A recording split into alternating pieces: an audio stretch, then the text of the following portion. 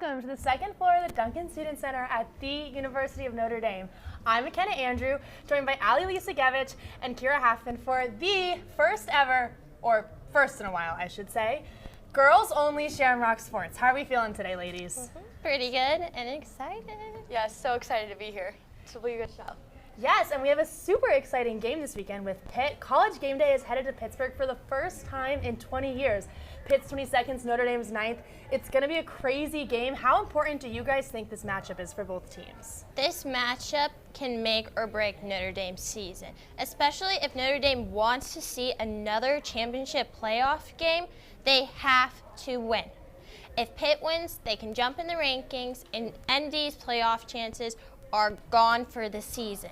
And if Pitt goes on to win the ACC championship, then they obviously have a spot at the playoffs. Now, I want to address Freeman's record because Freeman is 2-1 on the road. And we've seen how Freeman has played in these stadiums, especially against Texas A&M last year in Kyle Field. That stadium was electric last year. And if you were in the stand, you could feel it swaying with the war hymn. And I think the Irish will be able to deliver once again. That's right. Freeman is 2-1 on the road, with the only loss being at Miami this year. First game of the season. Definitely, this team is much more developed than they were then. Kirra, what are your thoughts? Absolutely. I'm here with Allie. I mean, this is a high-stakes game for both teams. Notre Dame must win out and hope there's movement in the top 10. That way they can clinch a good ranking for the first round of college football playoffs. Notre Dame really needs to avoid opponents like Ohio State early on in the playoffs in order to stay in the game. Now, there's also a lot of implications for Pitt in this game. Now, if Pitt wins out on their season, and I mean finishing 10-2, they would have wins with the likes of Notre Dame, Georgia Tech, and Miami on their resume. Now, that is very impressive for CFP rankings. But if you ask my friend, Pat Nardizzi, this game doesn't matter for Pitt. Let's hear what he has to say. Do you feel like this is a must-win for this team when it comes to something? Absolutely not. It is not an ACC game. I'm glad you brought that up. It's not an ACC game. I gladly get beat 103 or 110 to 10 in that game. They can put 100 up on us as long as we win the next two after that. But again, well, you heard it here first, folks. Pitt doesn't care about this matchup. I think that's pretty crazy. As someone who grew up an ACC fan, I think that was a crazy statement to say personally. If I heard my coach say that, I'd be walking out of the locker room. Yeah, it'd be over. Yeah, I'm interested to hear what the Pitt players think about this. That's crazy. Yeah. But anyway, Notre Dame did not win by 110 last week, but they did have a pretty substantial victory over Navy. How do you think the Irish are going to be able to carry this momentum on the road against Pitt? You're right. That game was absolutely a dominant showing of Notre Dame's capabilities.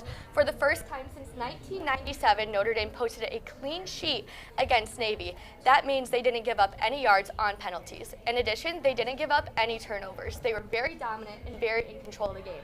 That's going to be essential for the Irish on Saturday at Pitt. Now, Notre Dame will be back to facing ACC officiating, which has been nothing short of a pain in the side for Notre Dame.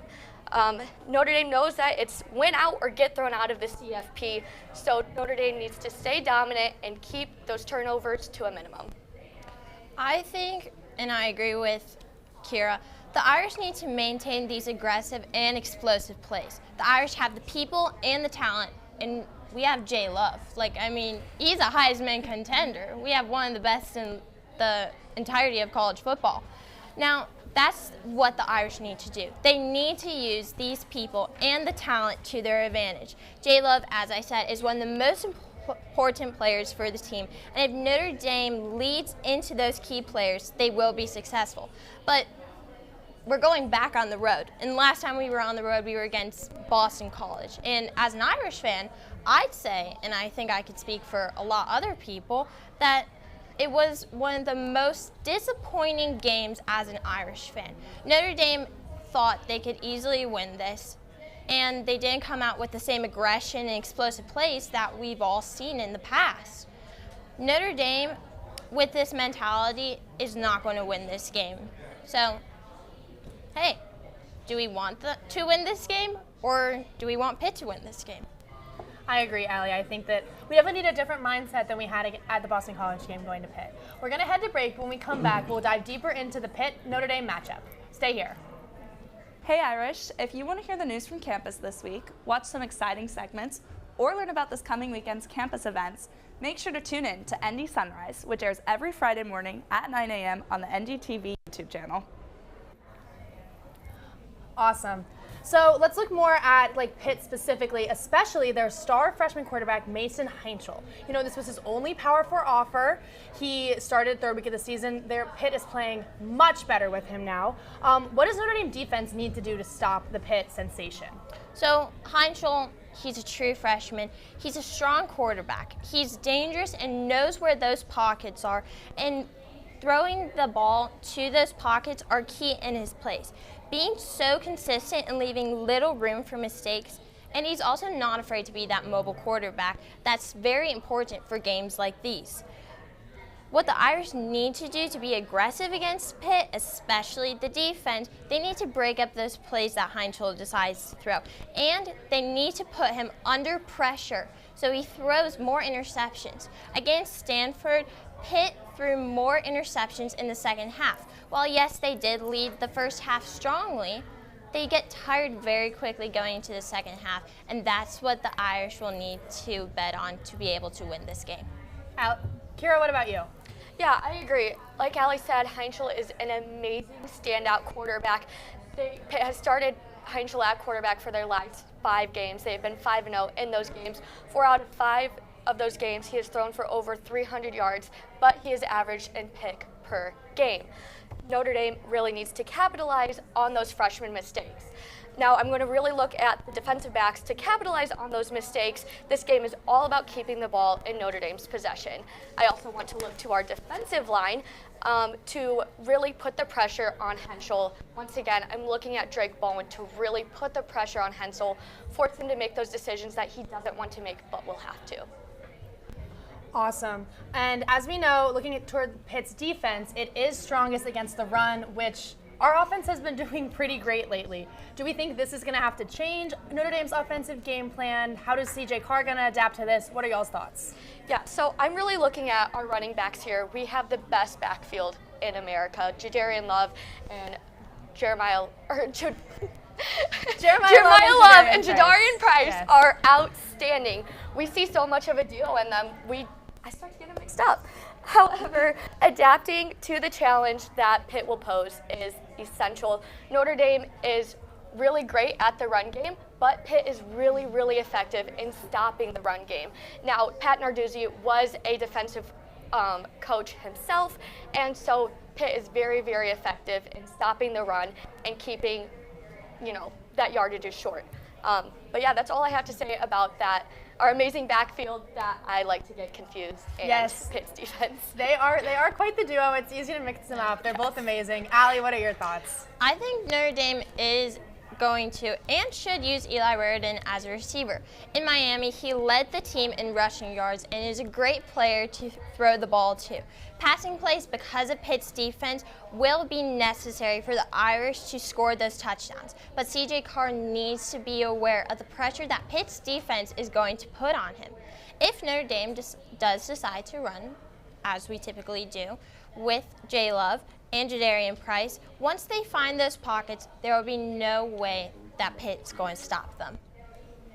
Great point, Allie. Listen, we can talk all we want about how we think the Irish are going to do, but why don't we hear from the people who are going to be in Pittsburgh on the call for the Irish?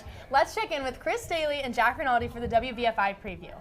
Well, thank you so much, ladies. Chris Dailey alongside Jack Rinaldi outside of the Word of Life mural at Hesburgh Library. Jack, so excited to be with you, but more so excited to be with you on Saturday. Notre Dame, Pitt, WVFI Sports Radio. Jack and I will have the call alongside Brian Lane. And look at that, we got a biker. Hello, how are you? Okay, nice to see you. But Jack. Yeah, we got a biker. Hello, how are you? Okay, nice to see you. But Jack.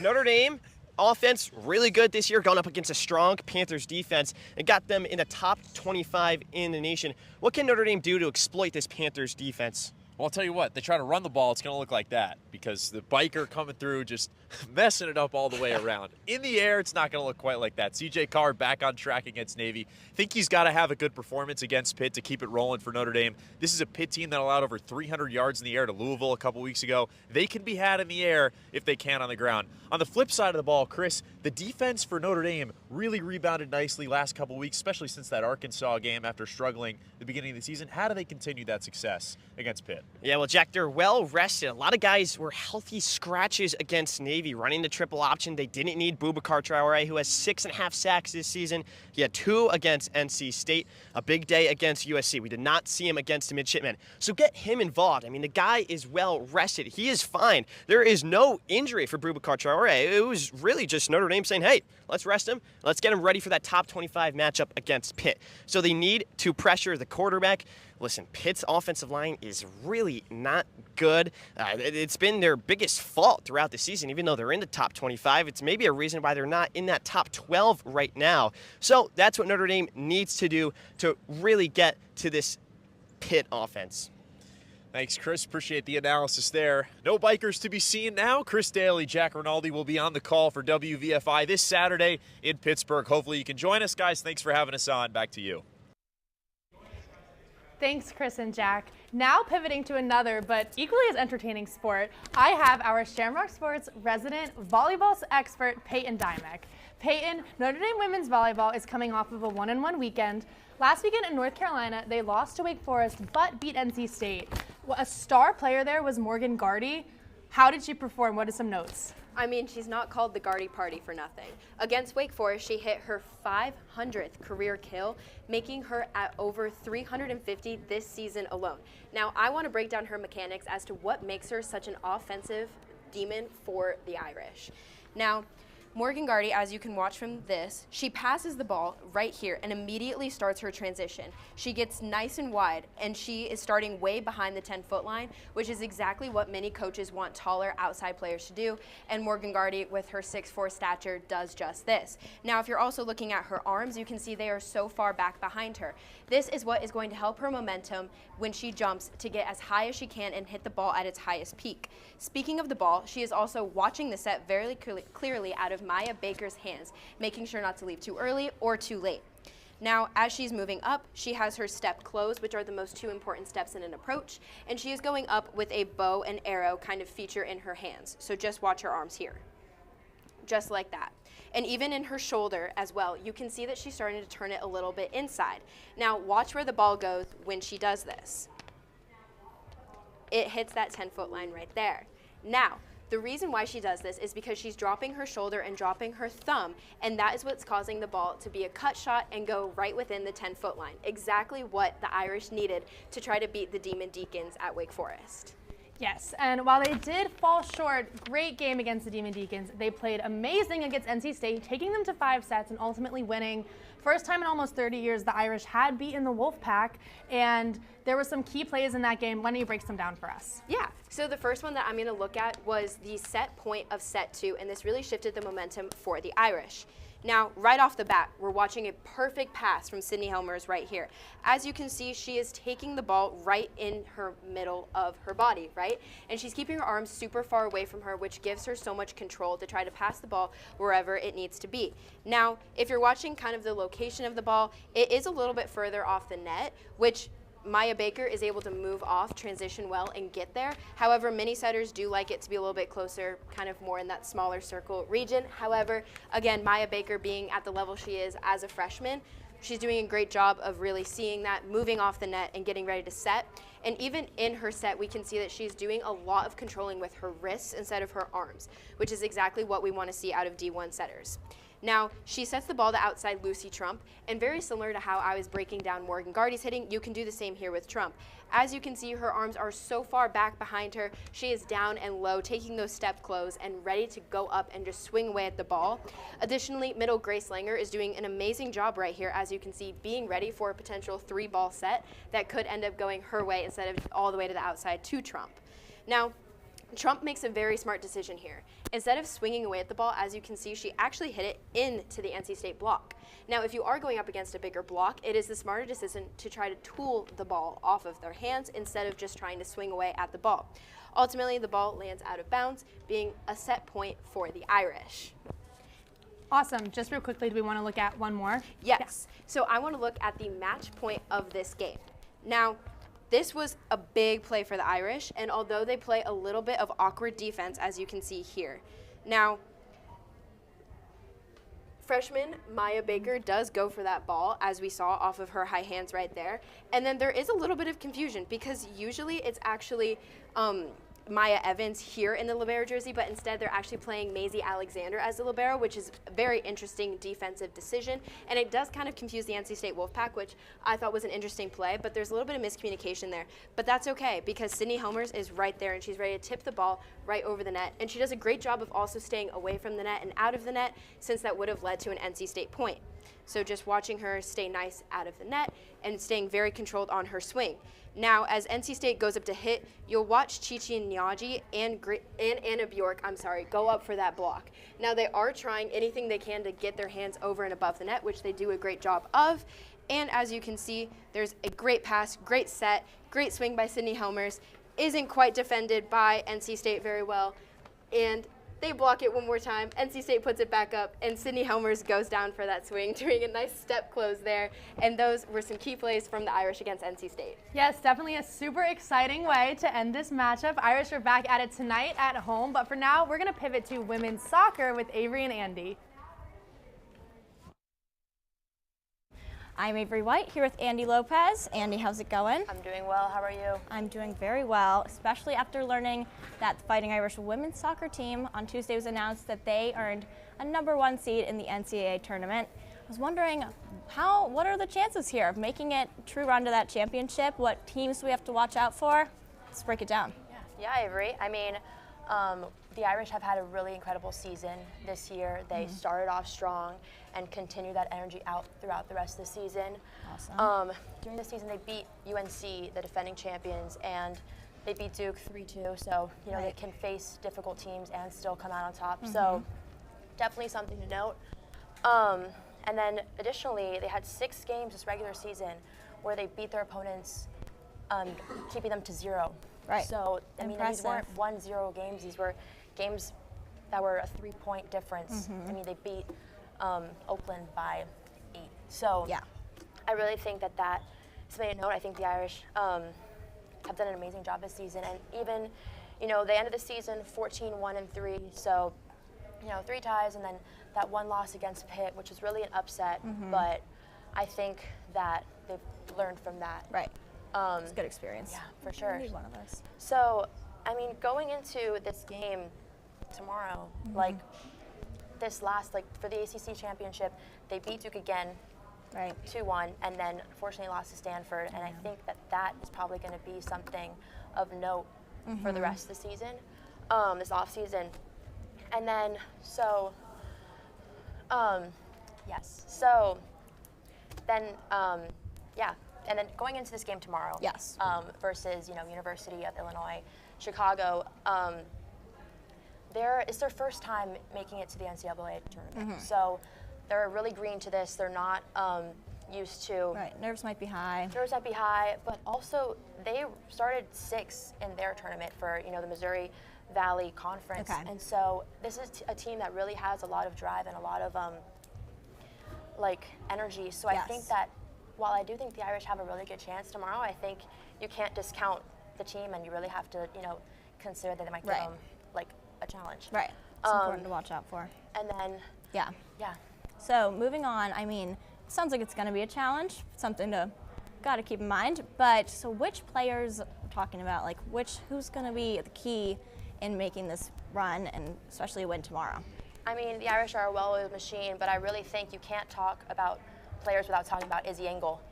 She is, you know, scored 19 goals this season. She leads the Irish. She leads the NCAA, the ACC, and then she's 4th overall for the NCAA.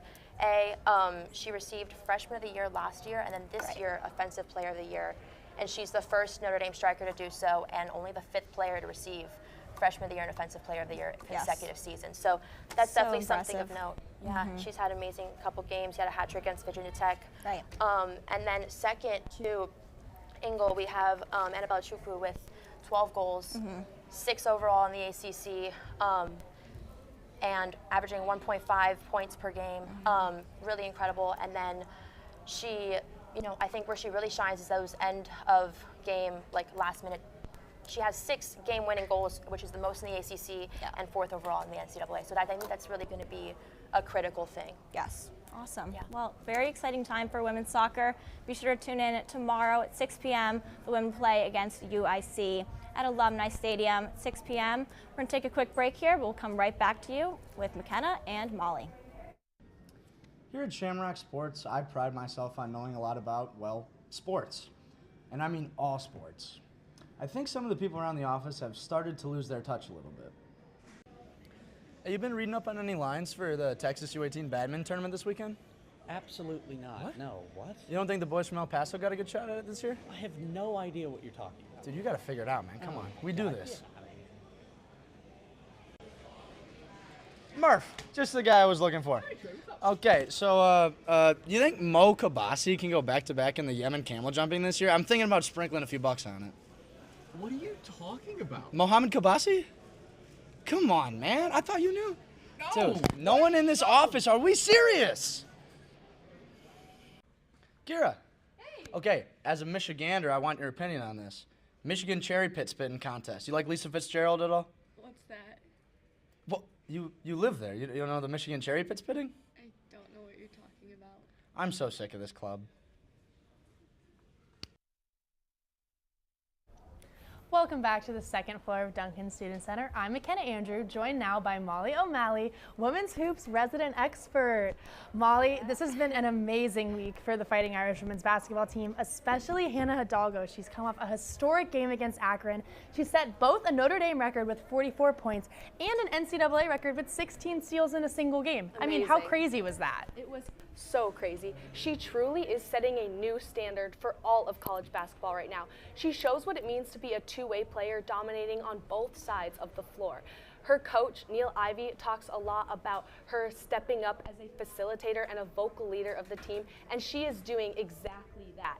You see her versatility on the team, getting steals, scoring off of fast breaks, throwing up jumpers and, deep threes. She's all over the court, and she even says that she knows what her team needs.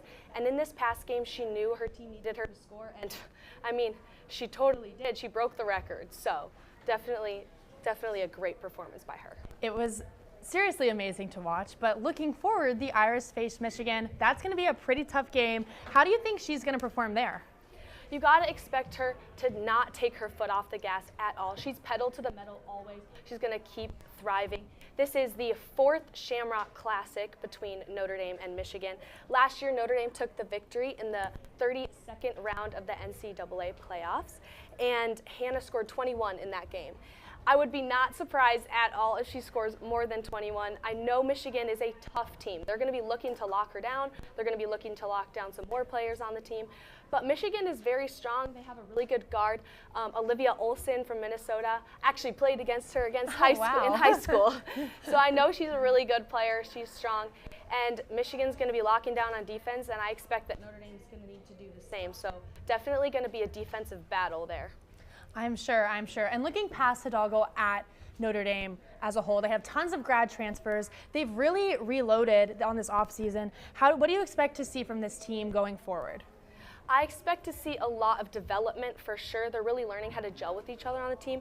One of those new transfers that really sticks out to me is Vanessa De Jesus, love transfer her. from Duke. Yes. Oh my gosh, I love her. Coach Ivey talks about how she has a certain energy and a presence to the team. She has a high basketball IQ and brings a calming factor to the team. I expect her to be all over the court as well. Her and Hannah very strong in the backcourt for sure. Another player is Gisela Sanchez, really sticking out to me. She's making her presence known in the paint. And then the two other transfers, Malaya Cowles and Ayanna Moore, made their Irish debut in this past game. They're still figuring it out. Coles was really good down low, really strong down low. I expect to see more from her. And again, I just think they're going to be gelling together and figuring out each other's game, and I expect to see a really strong Fighting Irish women's basketball team coming together this season. Exactly. They should be exciting to watch this year. It's going to be a really fun time to be a fan. But we're going to head to break real quick, and we're about to come back with Shambookie and predictions right after this.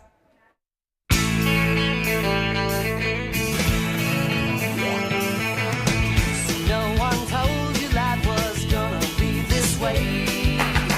Your job's a joke, you broke, your love life's the old way.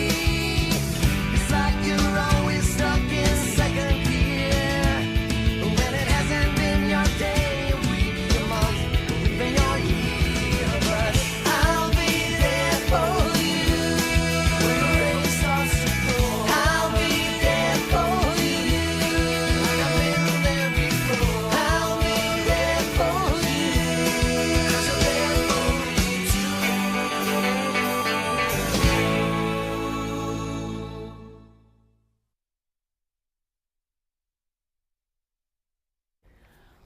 Welcome back to Shamrock Sports. It is time for everyone's favorite segment, Shambookie. Joined by Kirra Halfman, Allie Licygiewicz, and Molly O'Malley, I'm McKenna Andrew.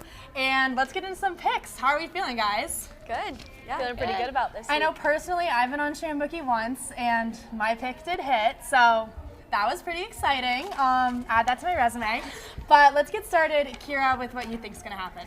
Yeah, so for my first pick, I'm going to take things down south. SEC has a huge matchup this week. Number 10 Texas is visiting a number 5 Georgia. While Texas has been on a heater, there's nothing like a Georgia home game. Give me Georgia to cover the spread, which is set at 6.5. I will say, while I do agree with you, that Arch Manning, I mean, am I alone in this thought? Not wrong. Okay, Not okay, wrong. thank you. I agree with Thank you. Thank you. Personally, I'm taking it back to my roots in good old Durham, North Carolina. Give me Duke to cover the spread against number 19 ranked UVA. Duke is favored in this game, which, as a Duke football fan, I thought was a little crazy at first, but I do understand it. UVA has been sort of downhill lately in the games at Wallace Wade, which is becoming a much better atmosphere to play. Give me Duke to take it against the Wahoos. Wahoo. Well, Wahoo-ah.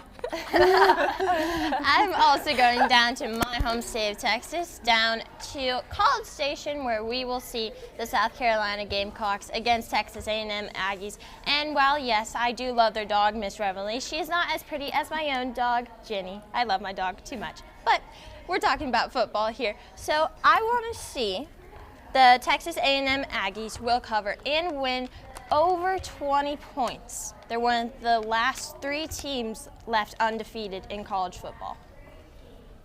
Awesome. Molly, what about you? Well, I'm also going back to my hometown roots. Got to give it up for the Golden Gophers in Minnesota.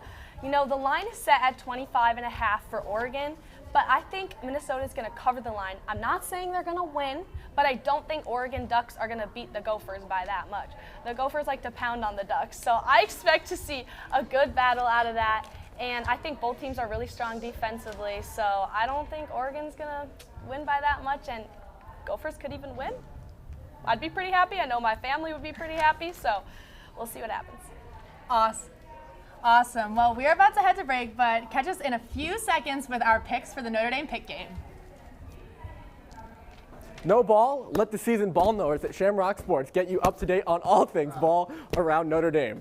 Shamrock Sports airs 3:30 p.m. every Friday right here on NDTV. Go Irish.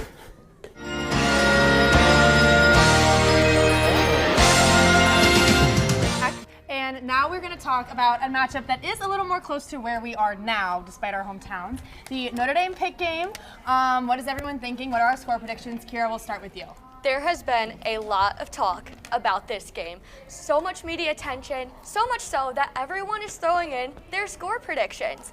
Now, my good friend Pat Narduzzi, him and I are just like this, he threw out his own score predictions saying he didn't care if Notre Dame beat Pitt 110-10. So you know what? I'm going to trust the experts here. Give me Notre Dame 110, Pitt 10. Book it. Good point, Kirra. I would say if I was making a score prediction and the opposing coach was giving me what he was saying, I would agree with that, especially when he even the Pitt coach is favoring the Irish. He knows the team better than anyone else. What can I say? Exactly. My pick is maybe a little bit more realistic, but I still do have the Irish winning, 31-21. I think Pitt is going to score. You know, they have that amazing quarterback, but I do think that the Irish run game is really going to get it done. That duo of Jeremiah Love to Darian Price. Wow, they are just such a duo. So interchangeable. Might as well just throw them together. Exactly. I mean, imagine if you put Jeremiah Love to Darian Price together. Like, that would be unstoppable. Unstoppable. We've already been talking about it. We basically have Heard that it here first. But yes, give me the Irish 31-21. I also think, alongside McKenna, that this game's going to be too close for comfort. It's mainly going to depend on who has the ball last. So I predict it's going to be Notre Dame 28, Pitt 24. Awesome. Molly, what about you? I'm going pretty close here too. I love Kirra. I love the high-scoring game. You know, I couldn't get down with that. But I have Notre Dame also at 28, but Pitt 17. I think both defenses are really going to be going at each other, and I expect a bit of a lower scoring game. Awesome. Well, we are all in favor of the Irish to win this game, which, cross our fingers, hopefully they can pull it out for us. Thank you guys so much for tuning in to this all-girls edition for Shamrock Sports. Thank you to everyone behind the scenes. From Molly O'Malley, Allie Licygiewicz, Kirra Halfman, I'm McKenna Andrew. This has been Shamrock Sports. Go Irish. Go Irish.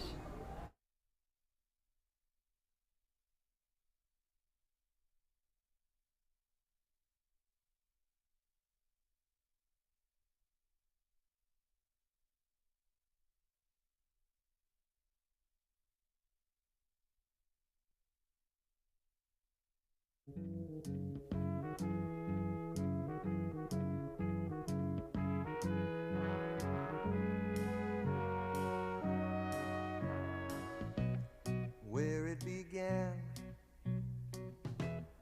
I can't begin to knowing, but then I know it's growing strong.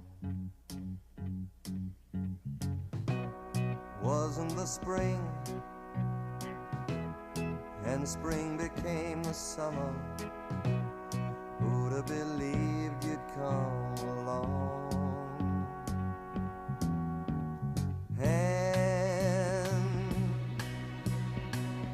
Touching hands, reaching out, touching me, touching you.